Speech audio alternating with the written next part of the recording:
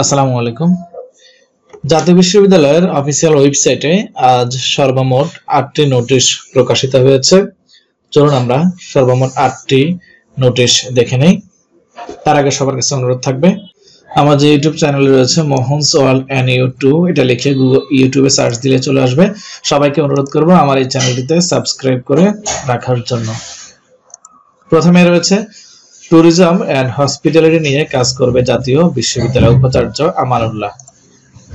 2024-25 শিক্ষাবর্ষে masters professional কোর্সে ভর্তি আবেদনের সময় বৃদ্ধি, অর্থাৎ LLB-র ভর্তির যে আবেদন চলতেছে সেটা 31 ডিসেম্বর 2024 তারিখ রাত 12টা পর্যন্ত বৃদ্ধি করা হয়েছে। 1 জানুয়ারির মধ্যে জমা দিতে হবে। জাতীয় বিশ্ববিদ্যালয়ের একজন শিক্ষক ও 19 জন কর্মকর্তাকে আজ 17 ডিসেম্বর 2024-এ অনুষ্ঠিত 285তম সিন্ডিকেটে বাধ্যতামূলক অবসর প্রদানের সিদ্ধান্ত গৃহীত হয়।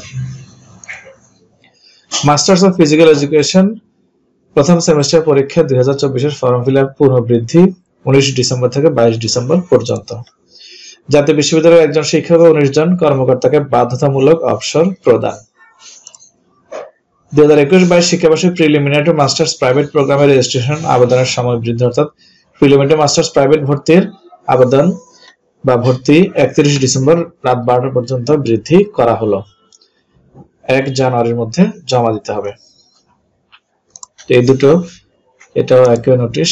এরপর হচ্ছে 2023-24 শিক্ষাবর্ষে প্রথম বর্ষের স্নাতক পাস অর্থাৎ ডিগ্রি ভর্তি কার্যক্রমের প্রাথমিক আবেদন এখন পর্যন্ত যাদের নিশ্চয়ন করা হয়নি, অর্থাৎ যারা আবেদন করেছেন কলেজে জমা দিতে পারেননি বা জমা দেওয়ার পরেও নিশ্চয়ন হয়নি, তাদেরকে 19 থেকে 24 ডিসেম্বরের মধ্যে আবার জমা দিতে বলা হয়েছে এবং এগুলো কলেজ কর্তৃপক্ষ নিশ্চয়ন করতে বলা হয়েছে।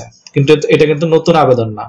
যারা আবেদন করেছেন আবার ভালো করে খেয়াল করুন, যারা আবেদন করেছেন কোনো কারণে কলেজে জমা দিতে পারেননি তারা জমা দিতে পারবেন, এবং যারা আবেদন কলেজে জমা দেওয়ার পরে কলেজ কর্তৃপক্ষ কোনো কারণে এন্ট্রি করতে পারেনি বা নিশ্চয়ন করতে পারেনি তারা আবার এই সময়ের মধ্যে নিশ্চয়ন করবে। আর যারা আবেদন করার পরে কোনো মেরিট লিস্টের নাম আসেনি তাদেরকে 7 জানুয়ারির পরে অর্থাৎ 10 জানুয়ারির পরে রিলিজ স্লিপ দিবে, তখন আপনারা রিলিজ স্লিপে আবেদন করতে পারবেন।